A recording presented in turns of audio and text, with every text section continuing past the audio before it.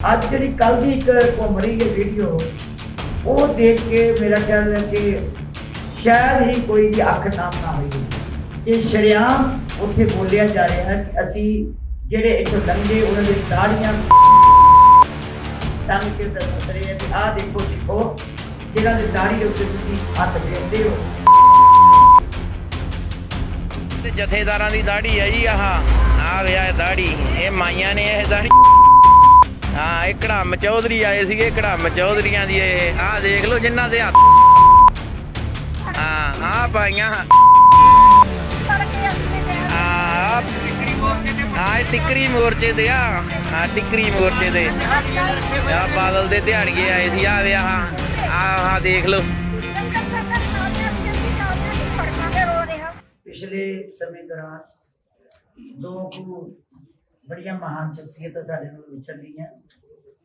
मानयोग भाग सिंह जी अणखी साहब, चीफ खालसा दीवान वाले, सरदार तरलोचन सिंह जी वजीर जम्मू कश्मीर के शेख खादुर साहब, उन्होंने सारे ने शहादत के फुल भेंट किए नाल ही पास किया कि उन्होंने जीवन दियां कीतियां होईयां सेवावां दी शलाघा करदे होए परिवार दे नाल हमदर्दी प्रगट करदे उन्होंने परिवार नूं चिट्ठी पत्र भेजा जाए, संदेश भेजे जाए। श्री आनंदपुर साहिब पिछले समय दे विच बड़ी पीड़ित जी मानसिक तौर पर दुखदाई घटना वापरी। लगातार असी उस समय तो लैके समय समय दे नाल आवाज उठा रहे हैं। सारी गल संगत के सामने भी है ते जिहड़ा दोषी सी वो पकड़िया भी गया, पुलिस के कोल भी है। पहला असी सारिया ने आवाज दे के UAPA लवाया, UAPA लवाया। उस तो बाद फैसला किया गया सी कि उन्होंने नारको टेस्ट कराया जाए ते नाल ही ब्रेन टेस्टिंग, जिहदा पहला भी दस्सिया सीगा कि जे उहदी कड़ी किसी नाल जुड़ी है तो हमेशा यही हुंदा कि नारको टेस्ट कराया जाए। वो बोले कि कौन है उहदे पिछे, ये जरूर, क्योंकि साडे कोल होर कोई जंतर नहीं जिहदे राहीं असीं पता कर सकीए। उहदे वास्ते ते ब्रेन टेस्टिंग वास्ते असीं किया सी। ते कल मैं जदों उत्थे गई सी भोग दे उत्ते, जिहड़े SSP सी उन्हां नूं भी पता लग गया सी, DGP नूं चिट्ठी लिखी है ते चीफ मिनिस्टर नूं, ते उन्हां ने मैनूं ये गल कही सी कि असीं तुहाडे जिहड़ी है भेजी होए सानूं हुक्म है वो असीं कोर्ट विच अप्लाई करन लगे। और मेरा ख्याल है कि उन्होंने कल का अप्लाई कर दिता है। अज क्योंकि वह रिमांड खत्म हो गया सीगा, शायद उन्होंने अगे रिमांड दिता कि नहीं दिता, वो जेल में चला गया कि नहीं चला, अज तक मैंने इन्फॉर्मेशन नहीं मिली। पर यह है कि ये मैनू इस गल का उन्होंने विश्वास दिलाया कि असीं नारको टेस्ट ते ब्रेन मैपिंग जी जरूर करावांगे, क्योंकि जब तक ये तसल्ली नहीं होंदी कानूनी तौर पर। वैसे तो भारतीय कानून के अनुसार अज तक सिखां नूं कदी इंसाफ नहीं मिलिया। कोई देख लो 84 का देख लो, शरेआम वो लोग साबित हो गए दोषी ने। किन्नियां उन्होंने उत्थे शहादतां होईयां, किन्ने लोग उत्थे खत्म किए गए, किन्ने मारे गए, किन्नी नस्ल खुशी हुई, ते अज तक भी वो इंसाफ नहीं मिलिया। जेड़े पहला सतवंत सिंह, जेर सिंह वर्गे, बेअंत सिंह वर्गे फांसियां लग गई, लेकिन जिन्होंने इन्ने कतल किए उन्हों का अज तक कोई इंसाफ नहीं। सो इस गल का सानू दुख है कि अज तक कितनियां भी बेअदबियां होईयां जां किन्ने भी इहो जे जिहड़े कारनामे होए है, उहदे लई असीं जिन्नी मर्जी आवाज़ उठाई है, उहदा कोई इंसाफ सानू किसी कानून के तहत नहीं मिल सकिया। यही साडी त्रासदी है, यही साडी पीड़ा, बहुत तकलीफ है इस गल की। पर साडे कोल चारा भी कोई नहीं। जे असीं ये गल कहीए कि असीं लॉ एंड ऑर्डर नूं हत्थ विच लै लईए, कानून नूं हत्थ च लै लईए, ते मेरा ख्याल है कि वो सानू एक जिम्मेवार संस्था नूं शोभा नहीं दिंदा। अज रज के निंदा की गई है, एग्जैक्टिव दे विच भी सारे ने पीड़ा महसूस की है। और इत्थों तक भी सी कईयां दी पीड़ा कि सानू मौके ते ही सजा आप ही सिख भावना के अनुसार देनी चाहिए है। पर यह क्योंकि सानू कानून ही अलाउ करता जो, तो वह साडे वास्ते भी कहना जिहड़ा जिम्मेवारी वाली थां उत्ते साडा कहना फर्ज नहीं बनता। सो इहनूं देखदे होए एक गल जरूर कही है कि सरकार इनू बहुत जिहड़ी गंभीरता नाल लवे, इनू जल्दी तो जल्दी जिहड़ी दोषी है ਉਹਦੀ ਕੜੀ ਜਿੱਥੇ ਤੱਕ ਜੁੜਦੀ ਹੈ, ਕਿਉਂਕਿ ਕੜੀ ਸਾਨੂੰ ਸਮਝ ਲੱਗ ਚੁੱਕੀ ਹੈ ਵੀ ਕਿੱਧਰ ਨੂੰ ਜਾਂਦੀ ਹੈ। ਜੇ ਉਹ ਜਾਂਦੀ ਹੈ, ਮੈਂ ਉਸ ਦਿਨ ਵੀ ਕਿਹਾ ਸੀ ਕਿ ਜੇ ਮੋੜ ਦੀ ਉਹ ਸ਼ੌਕ ਜਿਹੜਾ ਵਰਕਸ਼ਾਪ ਸੀ, ਕਿ ਉਸ ਕਾਂਡ ਨੂੰ ਉਸ ਮੌਕੇ ਦੇ ਉੱਤੇ ਇਹ ਸਰਕਾਰ ਹੱਲ ਕਰ ਲੈਂਦੀ, ਜੇ ਉਹਨੂੰ ਸਜ਼ਾਵਾਂ ਚੰਗੀ ਤਰ੍ਹਾਂ ਦਿੱਤੀਆਂ ਜਾਂਦੀਆਂ, ਉਸ ਨੂੰ ਟੈਕਲ ਚੰਗੀ ਤਰ੍ਹਾਂ ਕੀਤਾ ਜਾਂਦਾ, ਤੇ ਮੁੜ ਕੇ ਸ਼ਾਇਦ ਇਹ ਘਟਨਾਵਾਂ ਨਾ ਵਾਪਰਦੀਆਂ। ਪਰ ਅਫਸੋਸ ਹੈ ਕਿ ਜਦੋਂ ਵੀ ਕੋਈ ਇਦਾਂ ਦੀ ਆਉਂਦੀ ਹੈ ਗੱਲ, ਤੇ ਸਾਨੂੰ ਬਸ ਲਮਕਾ ਪੈ ਕੇ ਉਹ ਉੱਥੇ ਦੀ ਉੱਥੇ ਗੱਲ ਅੜ ਜਾਂਦੀ ਹੈ। ਇਹਦਾ ਹੱਲ ਕੀ ਹੈ? ਜਾਂ ਤੇ ਕੌਮ ਕੋਈ ਨਾ ਕੋਈ ਇਸ ਗੱਲ ਦਾ ਹੱਲ ਸਲਾਹ ਕਰਕੇ ਕੱਢਿਆ ਜਾਵੇ, ਪਰ ਮੇਰਾ ਖਿਆਲ ਹੈ ਕਿ ਅਸੀਂ ਜ਼ਿੰਮੇਵਾਰ ਹੋਣ ਦੇ ਨਾਤੇ ਇਸ ਤੋਂ ਬਾਹਰ ਨਹੀਂ ਜਾ ਸਕਦੇ। ਇਸ ਘਟਨਾ ਵਾਸਤੇ ਵੀ ਜਿਹੜੀ ਹੈ ਉਹ ਸਾਰਿਆਂ ਨੇ ਬਹੁਤ ਚਿੰਤਾ ਕੀਤੀ ਹੈ, ਤੇ ਨਾਲ ਅਸੀਂ ਵਕੀਲ ਵੀ ਕਰਦੇ ਹਾਂ, ਜਿਹੜਾ ਕੇਸ ਲੜਨ ਵਾਸਤੇ ਇੱਕ ਵਕੀਲ ਵੀ ਕਰਦੇ ਆ। ਔਰ ਆਉਣ ਵਾਲੇ ਸਮੇਂ 'ਚ ਜੇ ਕਿਤੇ ਇੱਕ ਹਫ਼ਤੇ ਦਾ ਅਲਟੀਮੇਟਮ ਅਸੀਂ ਦੇ ਰਹੇ ਹਾਂ ਵੀ ਇੱਕ ਹਫ਼ਤੇ ਦੇ ਵਿੱਚ ਸਾਨੂੰ ਇਸ ਦਾ ਰਿਜ਼ਲਟ ਮਿਲਣਾ ਚਾਹੀਦਾ ਹੈ। ਜੇ ਰਿਜ਼ਲਟ ਨਹੀਂ ਮਿਲਦਾ ਤੇ ਫਿਰ ਅਗਲੀ ਜਿਹੜੀ ਹੈ ਉਹ ਕੀ ਅਸੀਂ ਤਿਆਰ ਕਰਾਂਗੇ, ਕੀ ਪਾਲਿਸੀ ਬਣਾਵਾਂਗੇ, ਕੀ ਅਸੀਂ ਨੀਤੀ ਬਣਾਵਾਂਗੇ, ਉਹ ਅਗਲੇ ਵਕਤ। ਅਨੰਦਪੁਰ ਸਾਹਿਬ ਦੀ ਘਟਨਾ ਵਾਸਤੇ ਸ਼੍ਰੀ ਅਨੰਦਪੁਰ ਸਾਹਿਬ ਇੱਕ ਜੀ ਦਿੱਲੀ ਵਿਖੇ ਜਦੋਂ ਕਿਸਾਨਾਂ ਦੇ ਹੱਕ ਵਿੱਚ ਇੱਥੋਂ ਸੰਗਤਾਂ ਗਈਆਂ, ਉੱਥੇ ਉਹ 3 ਕਾਨੂੰਨ ਕਾਲੇ ਜਿਹੜੇ ਸੀ ਉਹ ਰੱਦ ਕਰਾਉਣ ਵਾਸਤੇ ਆਵਾਜ਼ ਉਠਾਈ। ਕੋਈ ਵੀ ਆਵਾਜ਼ ਉਠਾ ਸਕਦਾ ਹੈ, ਕੋਈ ਪਾਰਟੀ ਹੋਵੇ, ਕੋਈ ਕਿਸੇ ਕਿਸਮ ਦਾ ਦਰਦ ਲੈ ਕੇ ਕਿਸਾਨੀ ਦਾ ਜਾਂਦਾ ਹੋਵੇ, ਤੇ ਉਹ ਉੱਥੇ ਜਾ ਕੇ ਆਪਣੀ ਆਵਾਜ਼ ਬੁਲੰਦ ਕਰ ਸਕਦਾ ਹੈ। ਡੈਮੋਕ੍ਰੇਸੀ ਹੈ, ਲੋਕਤੰਤਰ ਢੰਗ ਹੈ। ਪਰ ਜਿਹੜੀਆਂ ਵੀਡੀਓਜ਼ ਅਸੀਂ ਦੇਖ ਰਹੇ ਹਾਂ, ਜਿਹੜੀਆਂ ਖਬਰਾਂ ਦੇਖ ਰਹੇ ਹਾਂ, ਸੱਚ ਜਾਣਿਓ ਉਹਨਾਂ ਬਹੁਤ ਦਿਲ ਬਲੁੰਦਰੀ ਗਏ। ਅੰਤ ਹੋ ਗਿਆ। ਪਹਿਲਾਂ ਤੇ ਅਸੀਂ ਉਹ ਦੇਖਿਆ ਕਿ ਉਹਨਾਂ ਦੇ ਉੱਤੇ ਸ਼ਰਾਬਾਂ ਵੀ ਸੁੱਟੀਆਂ ਗਈਆਂ, ਉਹਨਾਂ ਨੂੰ ਗਾਲਾਂ ਵੀ ਕੱਢੀਆਂ ਗਈਆਂ, ਉਹਨਾਂ ਨੂੰ ਕੁੱਟਿਆ ਵੀ ਗਿਆ, ਗੱਡੀਆਂ 'ਚ ਧੂਇਆ ਵੀ ਗਿਆ, ਉਹਨਾਂ ਨੂੰ 2.5 ਘੰਟੇ ਜਲੀਲ ਵੀ ਕੀਤਾ ਗਿਆ, ਔਰ ਬਹੁਤ ਮਾੜੇ ਸ਼ਬਦ ਜਿਹੜੇ ਬੋਲ ਕੇ ਉਹਨਾਂ ਦੀਆਂ ਗੱਡੀਆਂ ਵੀ ਤੋੜੀਆਂ ਗਈਆਂ, ਉਹਨਾਂ ਦਾ ਨੁਕਸਾਨ ਵੀ ਬੜਾ ਕੀਤਾ। ਉਹ ਅਸੀਂ ਦੇਖ ਲਈਆਂ। ਅੱਜ ਜਿਹੜੀ ਕੱਲ ਦੀ ਇੱਕ ਘੁੰਮ ਰਹੀ ਹੈ ਵੀਡੀਓ, ਉਹ ਦੇਖ ਕੇ ਮੇਰਾ ਖਿਆਲ ਹੈ ਕਿ ਸ਼ਾਇਦ ਹੀ ਕੋਈ ਦੀ ਅੱਖ ਨਾਮ ਨਾ ਹੋਈ ਹੋਵੇ ਕਿ ਸ਼ਰੇਆਮ ਉੱਥੇ ਬੋਲਿਆ ਜਾ ਰਿਹਾ ਹੈ ਕਿ ਅਸੀਂ ਜਿਹੜੇ ਇੱਥੋਂ ਲੰਘੇ ਉਹਨਾਂ ਦੀਆਂ ਦਾੜੀਆਂ ਪੱਟ ਕੇ ਵੱਢ ਕੇ ਤੇ ਅਸੀਂ ਟੰਗ ਕੇ ਦੱਸ ਰਹੇ ਹਾਂ ਵੀ ਆਹ ਦੇਖੋ ਸਿੱਖੋ, ਜਿਨ੍ਹਾਂ ਦੇ ਦਾੜੀ ਦੇ ਉੱਤੇ ਤੁਸੀਂ ਹੱਥ ਫੇਰਦੇ ਹੋ, ਆਹ ਤੁਹਾਡੀਆਂ ਅਸੀਂ ਦਾੜੀਆਂ ਪੱਟ ਕੇ ਇੱਥੇ ਰੱਖੀਆਂ। ਹੁਣ ਇਹ ਦੱਸੋ ਦਾੜੀ ਕਿਹਦੀ ਹੈ? ਦਾੜੀ ਸਿੱਖ ਦੀ ਦਾੜੀ ਹੈ, ਗੁਰੂ ਦੇ ਸਿੱਖ ਦੀ ਦਾੜੀ ਹੈ ਜਿਹਨੇ ਪ੍ਰਕਾਸ਼ ਕੀਤੀ, ਔਰ ਉਹੀ ਸਵਾਰ ਕੇ ਹੱਥ ਮਾਰ ਕੇ ਉਹਨੂੰ ਪਿਆਰ ਦੇ ਨਾਲ ਵਧਾਉਂਦਾ ਵੀ ਹੈ, ਤੇ ਉਹਨੂੰ ਸ਼ਾਨ ਨਾਲ ਉੱਚੀ ਕਰ ਆਪਣੀ ਸ਼ਾਨ ਉੱਚੀ ਕਰਕੇ ਜਿਉਂਦਾ ਵੀ ਹੈ। ਉਹ ਵੀਡੀਓ ਨੇ ਅੱਜ ਇੰਨਾ ਦਿਲ ਹਿਲਾਇਆ, ਅੱਜ ਇੰਨੀ ਪੀੜਾ ਹੋਈ ਹੈ ਕਿ ਸਾਨੂੰ ਮਜਬੂਰਨ ਇਹ ਕਹਿਣਾ ਪੈ ਰਿਹਾ ਕਿ ਅਸੀਂ ਇਹਦੇ ਵਾਸਤੇ ਸਖਤ ਸਟੈਪ ਚੁੱਕਿਆ ਜਾਵੇ, ਔਰ ਇਹ ਸਿੱਖੀ ਦੀ ਸ਼ਾਨ, ਇਹ ਸਿੱਖੀ ਦਾ ਮਾਣ, ਜੇ ਅਸੀਂ ਇੱਦਾਂ ਸਿਧਾਂਤਕ ਤੌਰ ਤੇ ਇਹਨਾਂ ਸਿਧਾਂਤਾਂ ਨੂੰ ਇਸ ਢੰਗ ਦੇ ਨਾਲ ਜਲੀਲ ਕਰਾਂਗੇ, ਇਸ ਦਾ ਰੋਲਾਂਗੇ, ਇਹ ਮੇਰਾ ਖਿਆਲ ਹੈ ਕਿ ਤੁਸੀਂ ਕੋਈ ਸਿੱਖ ਇਹ ਬਰਦਾਸ਼ਤ ਨਹੀਂ ਕਰੇਗਾ। ਮੈਂ ਨਹੀਂ ਕਹਿੰਦੀ ਉਹ ਕਿਸ ਪਾਰਟੀ ਦੇ ਹੈ, ਕੌਣ ਉੱਥੇ ਬੈਠੇ ਹੈ, ਕਿਹੜੀਆਂ ਤਾਕਤਾਂ ਨੇ, ਕਿਹੜੀਆਂ ਏਜੰਸੀਆਂ ਨੇ, ਕੋਈ ਸਿੱਖ ਨਹੀਂ ਕਰ ਸਕਦਾ। ਮੈਂ ਇਹ ਵੀ ਮੈਂ ਸਾਫ਼ ਕਹਿੰਦੀ ਹਾਂ, ਸਿੱਖ ਦੀ ਦਾੜੀ ਪੱਟ ਕੇ ਏਦਾਂ ਟੰਗ ਕੇ ਨਹੀਂ ਕਹਿ ਸਕਦਾ ਕਿ ਮੈਂ ਤੁਹਾਡੀ ਆਹ ਦਾੜੀ ਅਸੀਂ ਟੰਗੀ ਹੈ, ਦੇਖ ਲਓ ਤੁਹਾਡੀਆਂ ਦਾੜੀਆਂ, ਅਸੀਂ ਕੀ ਹੱਛਰ ਕਰ ਰਹੇ ਹਾਂ। ਹੁਣ ਇਹ ਪੀੜਾ ਜਿਹੜੀ ਹੈ, ਇਹ ਅੰਦਰ ਦੀ ਪੀੜਾ ਸਾਡੀ ਸਾਰਿਆਂ ਦੀ, ਤੁਹਾਨੂੰ ਵੀ ਲੱਗਦਾ ਹੋਏਗਾ ਕਿ ਬਹੁਤ ਮਾੜਾ ਹੋਇਆ। ਹੁਣ ਇਹਦੇ ਵਾਸਤੇ ਵੀ ਅਸੀਂ ਆਉਣ ਵਾਲੇ ਸਮੇਂ 'ਚ ਕੀ ਚਾਰਾਜੋਈ ਕਰੀਏ, ਉਹਦੇ ਲਈ ਵੀ ਕਾਫੀ ਡੂੰਘੀ ਵਿਚਾਰ ਹੋਈ ਹੈ। ਫਿਰ ਵੀ ਅਸੀਂ ਇਹਦਾ 1-2 ਦਿਨਾਂ ਦੇ ਵਿੱਚ ਹੋਰ ਕੀ ਕਰਨਾ, ਅਸੀਂ ਇਹਦਾ ਘੇਰਾ ਕਰਾਂਗੇ, ਪਰ ਤਕਲੀਫ ਬੜੀ ਹੋਈ ਹੈ। ਤੇ ਮੈਂ ਸਮਝਦੀ ਹਾਂ ਕਿ ਜਿਹੜੀਆਂ ਤਾਕਤਾਂ, ਜਿਹੜੀਆਂ ਏਜੰਸੀਆਂ ਇਹ ਸਿੱਖ ਦੀ ਪਛਾਣ, ਸਿੱਖ ਦੀ ਜਿਹੜੀ ਸ਼ਾਨ, ਸਿੱਖ ਦੇ ਸਰੂਪ ਨੂੰ ਇਸ ਢੰਗ ਦੇ ਨਾਲ ਅੱਜ ਬਦਨਾਮ ਕਰ ਰਿਹਾ ਹੈ, ਤੇ ਮੇਰਾ ਖਿਆਲ ਹੈ ਕਿ ਇਹਨੇ ਸਾਰੀ ਦੁਨੀਆ ਦੇ ਵਿੱਚ ਜੋ ਕਰਨ ਵਾਲੇ ਹੈ ਉਹਨਾਂ ਪ੍ਰਤੀ ਜੋ ਅੱਜ ਰੋਹ ਪੈਦਾ ਕੀਤਾ, ਸ਼ਾਇਦ ਹੀ ਹੋਰ ਕਿਸੇ ਗੱਲ ਨਾ ਹੋਈ ਹੋਵੇ। ਸੋ ਇਹ ਚੀਜ਼ਾਂ ਜਿਹੜੀਆਂ ਸਾਨੂੰ ਅੱਜ ਅੰਦਰ ਵਿਚਾਰੀਆਂ ਗਈਆਂ, ਤੇ ਇਹਦਾ ਕੀ ਕਰਨਾ ਚਾਹੀਦਾ। ਹੋ ਸਕਦਾ ਹੈ ਕਿ ਇਹ ਲੋਕਾਂ ਨੂੰ ਅਸੀਂ ਲੱਭ ਕੇ ਉਹਨਾਂ ਦੇ ਉੱਤੇ ਕੋਈ ਕੇਸ ਹੀ ਦਰਜ ਕਰੇ, ਕਿਉਂਕਿ ਇਹ ਤੋਂ ਅੱਗੇ ਹੈ ਕੀ ਸਮਝ ਨਹੀਂ ਆਉਂਦੀ, ਸਾਨੂੰ ਅੱਗੇ ਨਹੀਂ ਸਮਝ ਆ ਰਹੀ ਵੀ ਹੁਣ ਅਸੀਂ ਕਿੱਥੇ ਪਹੁੰਚ ਗਏ, ਕਿੱਥੇ ਬੈਠ ਗਏ ਆਗੇ, ਕਿ ਅਸੀਂ ਕਿੱਦਾਂ ਬਰਦਾਸ਼ਤ ਕਰ ਸਕਦੇ ਹਾਂ।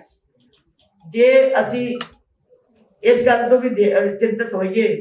ਮੈਨੂੰ ਲੱਗਦਾ ਕਿ ਸ਼ਰਾਰਤੀ ਲੋਕਾਂ ਨੇ, ਕੁਝ ਏਜੰਸੀਆਂ ਨੇ ਉਸ ਕਿਸਾਨ ਮੋਰਚੇ ਨੂੰ ਢਾਹ ਲਾਉਣ ਵਾਸਤੇ, ਸੰਘਰਸ਼ ਨੂੰ ਢਾਹ ਲਾਉਣ ਵਾਸਤੇ ਸਾਰਾ ਕੁਝ ਕੀਤਾ।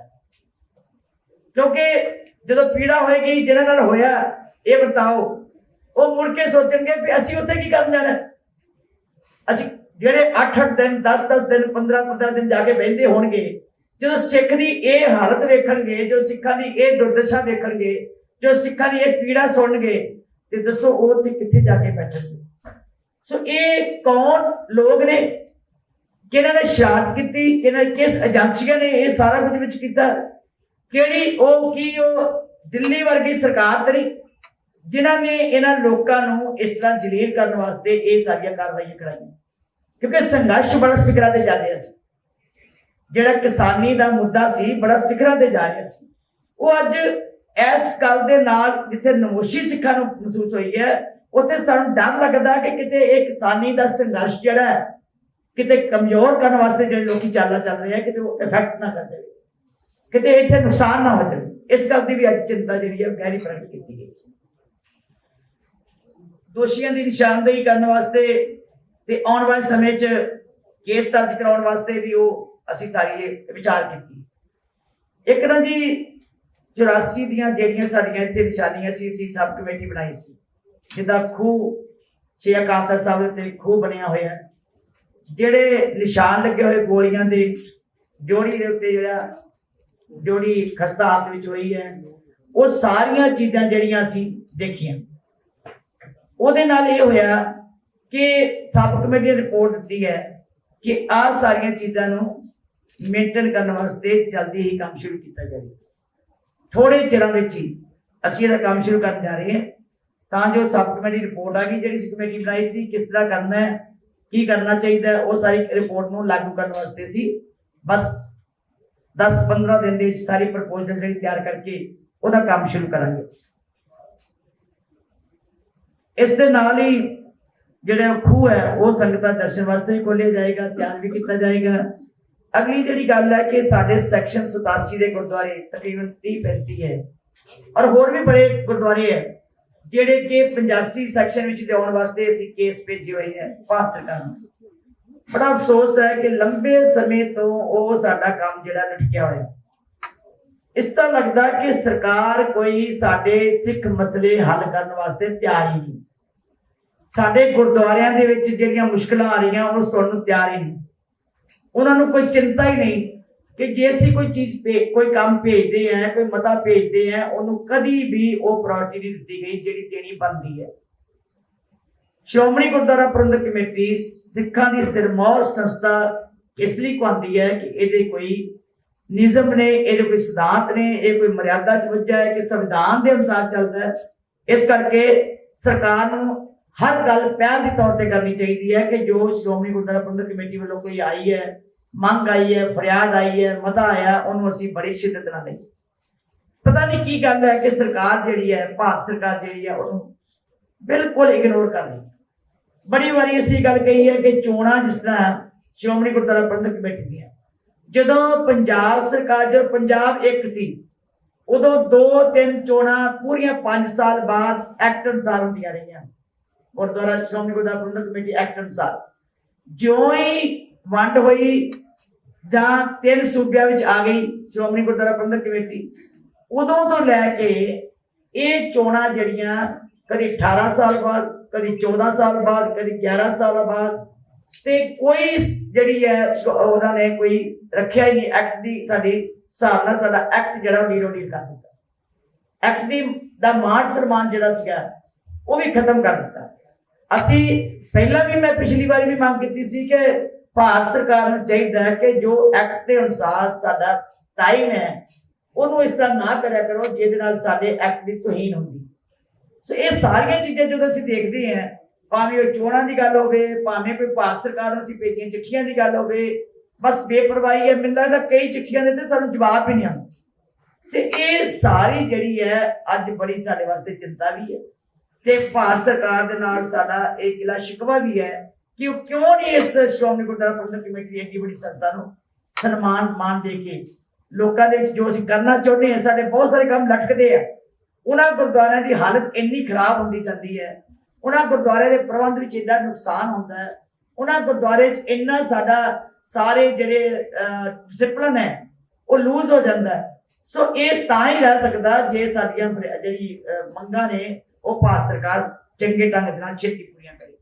ਇਸ ਕਰਕੇ ਮੈਂ ਅਸੀਂ ਸਲਾਹ ਬਣਾਈ ਹੈ ਅੱਜ ਕਿ ਇੱਕ ਵਫਦ ਜਿਹੜਾ ਹੈ ਉਹ ਤਿਆਰ ਕਰਕੇ ਵਫਦ ਜਿਹੜਾ ਹੈ ਉਹ ਹੋਮ ਮਿਨਿਸਟਰ ਨੂੰ ਅਸੀਂ ਭੇਜੀਏ ਤੇ ਇਹਨਾਂ ਨੂੰ ਯਾਦ ਕਰਾਉਣ ਵਾਸਤੇ, ਕਿਉਂਕਿ ਸਮਾਂ ਅਸੀਂ ਅੱਜ ਮੰਗਾਂਗੇ ਕਿ ਉਹ ਵਫਦ ਜਾਏ।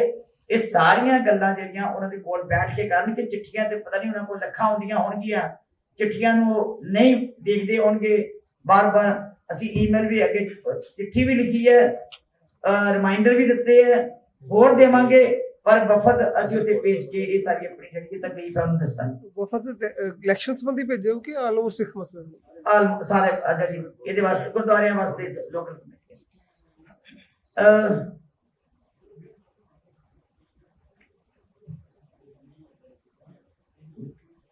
ਇੱਕ ਜੀ ਸਾਡੇ ਬੜੀ ਖੁਸ਼ੀ ਦੀ ਗੱਲ ਹੈ ਕਿ ਸਾਡਾ ਜਿਹੜਾ ਸ੍ਰੀ ਗੁਰੂ ਰਾਮਦਾਸ ਚੈਰੀਟੇਬਲ ਹਸਪਤਾਲ ਹੈ ਗੁਰਦੁਆਰਾ ਬਾਬਾ ਦੀਪ ਸਿੰਘ ਸ਼ਹੀਦ ਦੇ ਕੋਲ, ਇਹਨਾਂ ਦੀ ਇੱਕ ਜੋ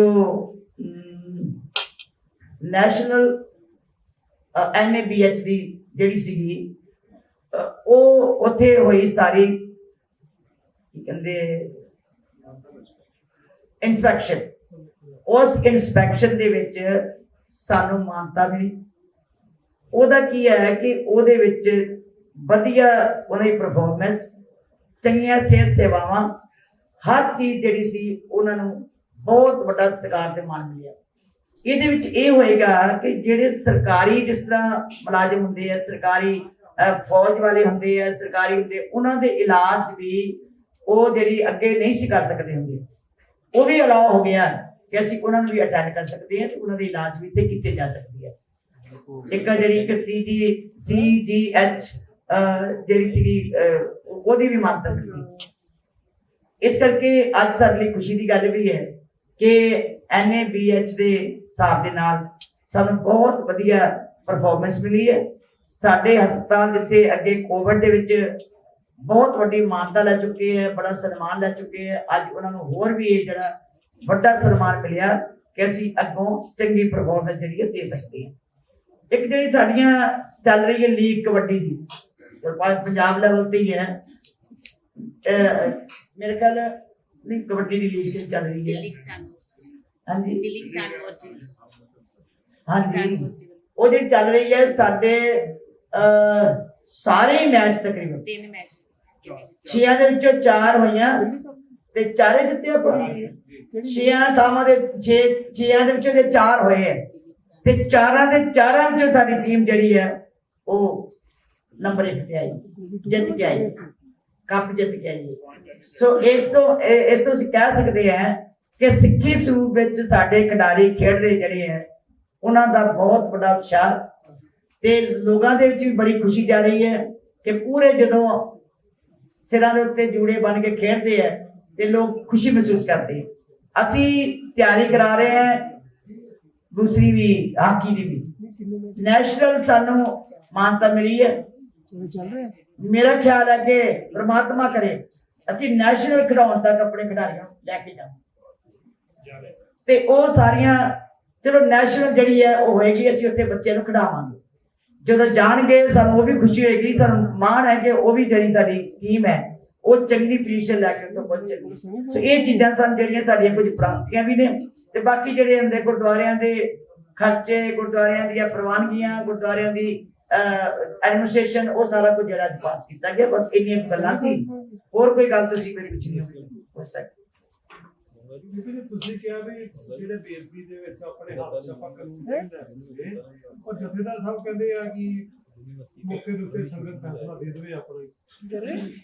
ਚਲੋ ਸੰਗਤ ਨੇ ਮੌਕੇ ਤੇ ਦੇਖਿਆ ਜੀ, ਸੰਗਤ ਨੇ ਫੜ ਕੇ ਦੇਤਾ, ਜਿੰਨਾ ਕੋਈ ਮਾੜਾ ਮੋਟਾ ਕਰਕੇ ਉਹਨਾਂ ਨੇ ਫੜਾ ਦਿੱਤਾ ਜੀ, ਜੋ ਉਸੇ ਲਾਅ ਐਂਡ ਆਰਡਰ ਕਹਿੰਦਾ ਵੀ। ਜਿਸ ਤਰ੍ਹਾਂ ਦਿੱਲੀ ਸੀ ਗੱਲ ਕਰ ਰਹੇ ਹੋ, ਜਿਹੜੀ ਦਾੜੀ ਪੁੱਟਣ ਦੀ ਘਟਨਾ ਵਾਪਰੀ ਹੈ, ਰਾਜੇਵਾਲ ਜਾਂ ਕਿਸੇ ਹੋਰ ਕਿਸਾਨ ਆਗੂ ਦਾ ਬਿਆਨ ਨਹੀਂ ਆਇਆ ਇਸ ਬਾਰੇ। ਮੈਨੂੰ ਤਕਲੀਫ ਵੀ ਇਸ ਗੱਲ ਦੀ ਹੈ ਕਿ ਜੇ ਸਾਡੇ ਕਿਸਾਨ ਆਗੂ ਉੱਥੇ ਬੈਠੇ ਨੇ, ਜਥੇਬੰਦੀਆਂ ਬੈਠੀਆਂ ਨੇ, ਸਾਡੇ ਸਨਮਾਨਯੋਗ ਨੇ, ਕਿਉਂਕਿ ਉਹਨਾਂ ਨੂੰ ਇਹ ਪਤਾ ਹੋਣਾ ਚਾਹੀਦਾ ਕਿ ਇਹਨਾਂ ਘਟਨਾਵਾਂ ਦੇ ਨਾਲ ਸੰਘਰਸ਼ ਨੂੰ ਢਾਹ ਲੱਗੇਗੀ, ਲੋਕਾਂ ਦੇ ਵਿੱਚ ਵੀ ਬਦਨਾਮੀ ਹੋਏਗੀ, ਮੁਲਕਾਂ ਦੀ ਵੀ ਲੋਕ ਚਰਚਾ ਕਰਨਗੇ ਕਿ ਜੇ ਉੱਥੇ ਬੈਠੇ ਲੋਕਾਂ ਨੇ, ਪਤਾ ਨਹੀਂ ਉਹ ਕੌਣ ਬੈਠੇ, ਮੈਂ ਨਹੀਂ ਕਹਿੰਦੀ ਕਿਸਾਨ ਹੈ, ਪਰ ਕਮ ਸੇ ਕਮ ਜਿਹੜੇ ਆਗੂ ਨੇ ਉਹਨਾਂ ਨੂੰ ਜ਼ਰੂਰ ਇਸ ਗੱਲ ਦਾ ਖੰਡਨ ਵੀ ਕਰਨਾ ਚਾਹੀਦਾ ਸੀ, ਉਹਨਾਂ ਨੂੰ ਨਿਸ਼ਾਨਦੇਹੀ ਵੀ ਕਰਨੀ ਚਾਹੀਦੀ ਔਰ ਇਸ ਗੱਲ ਦਾ ਬਿਆਨ ਵੀ ਦੇਣਾ ਚਾਹੀਦਾ ਕਿ ਜੇ ਕੋਈ ਸੰਘਰਸ਼ ਨੂੰ ਢਾਹ ਲਾਉਣ ਵਾਸਤੇ ਇਸ ਤਰ੍ਹਾਂ ਦੇ ਕੰਮ ਕਰੇਗਾ ਬਰਦਾਸ਼ਤ ਨਹੀਂ ਕੀਤਾ ਜਾਏਗਾ। ਅਸੀਂ ਹੁਣ ਵੀ ਕਹਿੰਦੇ ਹਾਂ, ਰਿਕੁਐਸਟ ਕਰਦੇ ਹਾਂ ਕਿ ਜਿਹੜੇ ਆਗੂ ਸਾਡੇ ਬੈਠੇ ਆ ਉਹਨਾਂ ਨੂੰ ਜ਼ਰੂਰ ਇਸ ਗੱਲ ਦੀ ਨਿਸ਼ਾਨਦੇਹੀ ਕਰਨੀ ਚਾਹੀਦੀ ਹੈ, ਕਿਤੇ ਇਹ ਨਾ ਹੋਵੇ ਵੀ ਵਿੱਚ ਏਜੰਸੀਆਂ ਵੜ ਕੇ, ਕੁਝ ਐਸੇ ਲੋਕ ਵੜ ਕੇ ਸ਼ਰਾਰਤਾਂ ਕਰਕੇ ਸਾਡੇ ਲੋਕਾਂ ਨੂੰ ਸੰਘਰਸ਼ ਵਿੱਚੋਂ ਪਾਸੇ ਕਰਨਾ ਚਾਹੁੰਦੇ ਹੋਣ। ਤੇ ਇਹ ਨਾ ਹੋਵੇ ਕਿ ਜਿਹੜੇ ਲੋਕ ਉੱਥੇ ਮਹੀਨਾ 2-2 ਮਹੀਨੇ ਜਾ ਕੇ ਬੈਠੇ ਰਹੇ ਹੈ, ਉਹਨਾਂ ਲੋਕਾਂ ਦੀ ਜਦੋਂ ਏਦਾਂ ਦੀ ਦਸ਼ਾ ਹੋਵੇਗੀ, ਦੁਰਦਸ਼ਾ, ਤੇ ਮੇਰਾ ਖਿਆਲ ਹੈ ਕੋਈ ਵੀ ਨਹੀਂ ਬਰਦਾਸ਼ਤ ਕਰੇਗਾ। ਇਹ ਨੁਕਸਾਨ ਦੀ ਕੋਸ਼ਿਸ਼ ਤਾਂ ਨਹੀਂ ਕਰਨ ਦੀ, ਇਹਨਾਂ ਨੂੰ ਨੁਕਸਾਨ ਦਿੰਦੇ ਨੇ, ਬਾਅਦ ਕਹਿੰਦੇ ਸਿੱਖ ਜਿਹੜੇ ਗਰੁੱਪ ਪੇਸ਼ਾ ਲੋਕ ਨੇ ਇਹ ਇਸ ਤਰ੍ਹਾਂ ਹੀ ਕਰਦੇ ਨੇ। ਇਹੀ ਤੇ ਮੈਂ ਕਹਿ ਰਿਹਾ ਕਿ ਮੈਨੂੰ ਤਾਂ ਇਸ ਤਰ੍ਹਾਂ ਲੱਗਦਾ ਕਿ ਕੋਈ ਜ਼ਰੂਰ ਦੇਖੋ, ਜਾਂ ਤੇ ਕੋਈ ਸਰਕਾਰਾਂ ਦੀ ਜਾਂ ਏਜੰਸੀਆਂ ਦੀ ਬੜੀਆਂ ਚਾਲਾਂ ਹੁੰਦੀਆਂ, ਇਹ ਵੀ ਕੋਈ ਡੂੰਘੀ ਚਾਲ ਹੈ ਕਿ ਇਹਨਾਂ ਨੂੰ ਕਿੰਨਾ ਨੁਕਸਾਨ ਪਹੁੰਚਾਇਆ ਜਾ ਸਕੇ। ਠੀਕ ਹੈ ਕਦੇ ਬੀਬੀ ਜੀ ਨਾਨਕ ਸਾਹਿਬ ਕੈਲੰਡਰ ਦਾ ਪ੍ਰਵਾਦ ਚੱਲ ਰਿਹਾ, ਆਪਣੇ ਜਥੇਦਾਰ ਸਾਹਿਬ ਪਾਕਿਸਤਾਨ ਗਏ ਨੇ ਕਿ ਜਿਹੜਾ ਗੁਰੂ ਨਾਨਕ ਸਾਹਿਬ ਕੈਲੰਡਰ ਦੇ ਮੁਤਾਬਕ ਜਿਹੜਾ ਗੁਰਪੁਰਬ ਬਣਾਇਆ ਗਿਆ ਉਹਦੇ ਵਿੱਚ ਉਹਨਾਂ ਸੰਗੀਤ ਕੀਤੀ ਆ, ਸੰਤਾਂ ਦੁਰਦਾ ਜਿਹੜਾ ਕਿ ਕਿਹੜੇ ਸਮਾਗਮਾਂ ਤੋਂ ਆਪਣੇ ਵੱਲੋਂ। ਦੇਖੋ ਪਹਿਲਾਂ ਤੇ ਇਹ ਬੇਨਤੀ ਹੈ, ਠੀਕ ਹੈ ਤੁਹਾਡਾ ਮੈਂ ਸਵਾਲ ਸਮਝ ਗਈ ਹੈ, ਬੇਨਤੀ ਹੈ ਕਿ ਵੈਸੇ ਤੇ ਫਿੱਤੀ ਵਾਰ ਨਾਲ ਜੋਗੀ ਜਾਣ ਵਾਲੀ ਗੱਲ ਹੈ, ਸਾਨੂੰ ਤੇ 12 ਦਿੱਤੀਆਂ ਵਿੱਚ ਪੈਣਾ ਨਹੀਂ ਚਾਹੀਦਾ।